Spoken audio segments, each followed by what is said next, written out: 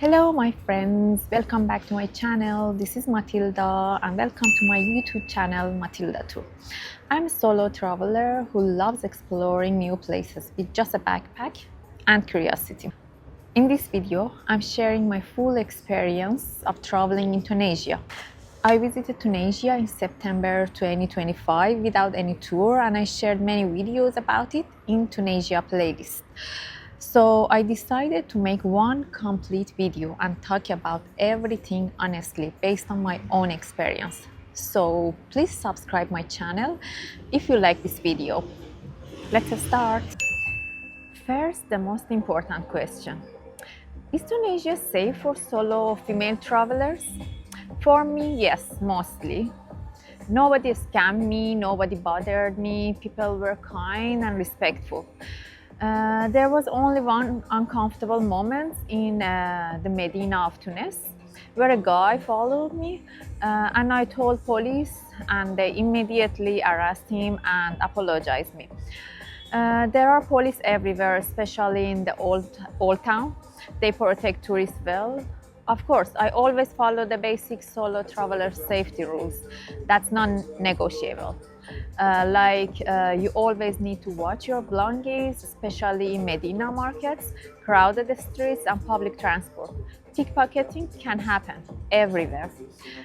Or at night, stick to the central touristy areas. Avoid poorly neighborhoods.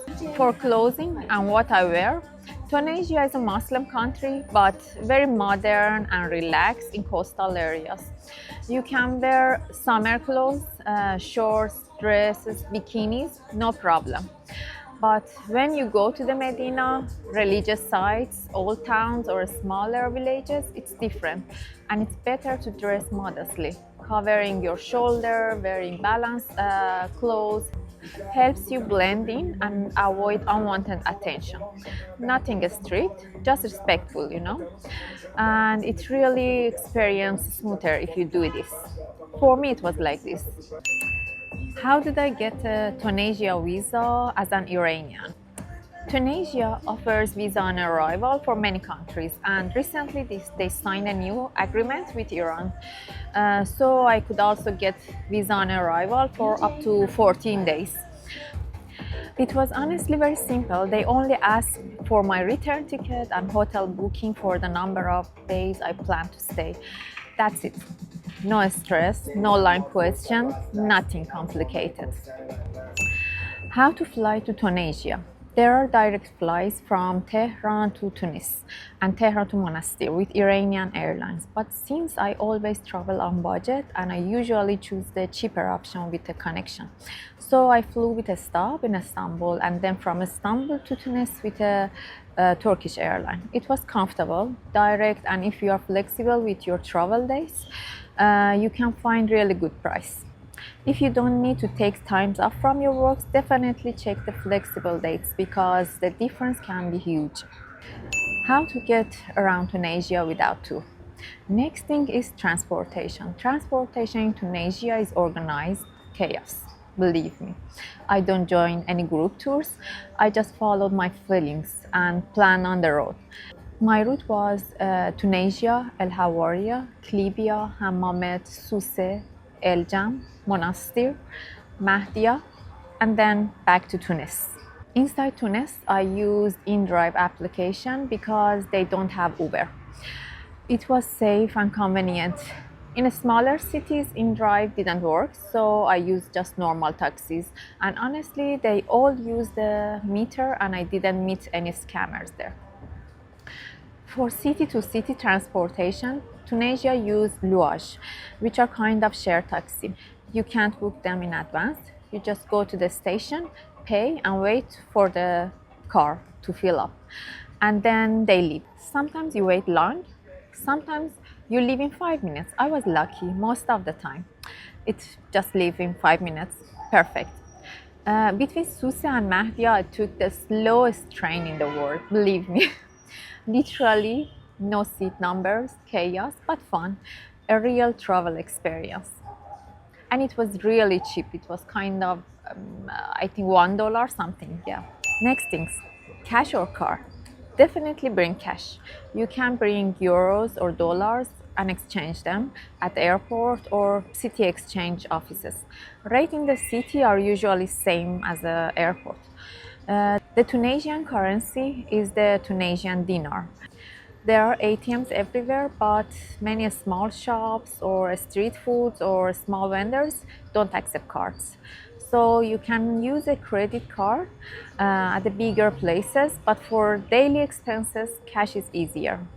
Getting mobile data in Tunisia, my favorite topic. You have two options, eSIM or physical SIM. At Tunis airport, they actually give you a free 10 days eSIM at the Ooredoo counter. I got the Ooredoo physical SIM instead. It was $11 for 2 weeks. Inside city, it worked fine, but between cities, it was almost useless.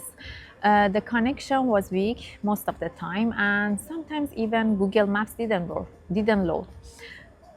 So be prepared for that and download offline map before your trip. Best time to visit Tunisia.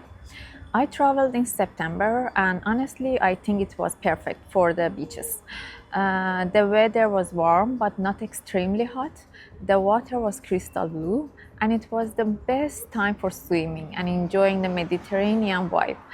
But there is a but here. It was still too hot to go to the desert and central part of the country. If you plan in Sahara and historical sites, so choose a colder months. My plan was just the coastline and it was perfect for that. Next topic, where to stay in Tunisia. If you want hotels, you have plenty of choices. That it start normally from $30. But for budget travel, there are not many hostels. I usually prefer couchsurfing, and Tunisia has a very active and friendly community. I will make a video for couchsurfing. If you are interested, just let me know. I had hosts in most cities, and honestly, it was one of the best part of my trip. I met families, spent time with locals, ate homemade foods, and it was amazing. And I'm really grateful for that experience. I also booked a hotel in Hammamet because I wanted a beach vibe, and they have great resort there. And another stay inside the Medina of Susa, which was a traditional old building that they call it Dar, with great breakfast. I'll put the booking links in the description if you are interested to reserve it. How is food in Tunisia? Tunisian food is usually with meat or tuna, and it's naturally spicy, so ask for non-spicy if you can handle it. I tried a lot couscous, brick, my favorite, kafteci, mloukhia, that my host moms cook for us. Frikassi, it's a small sandwich that is included with eggs and tuna and olives. Bambaluni, the famous sweets in Sidi Bou Said. It's like a fried donut. Makloub and chapati, that it's cheap and filling street food. It's around $2-3. That's it. And the portion are big, especially street food. Great for budget travelers. For most of the time, I could just eat half of the meat. So it was, for me, it was like a 2 meal, one portion. Yeah. Okay, the last topic about how they are speaking there. The younger generation speaks English more, but the older people speak Arabic or French. But everyone was helpful. In the Medinas, if I asked for a direction, shopkeepers literally left their store and walked with me to show me the way.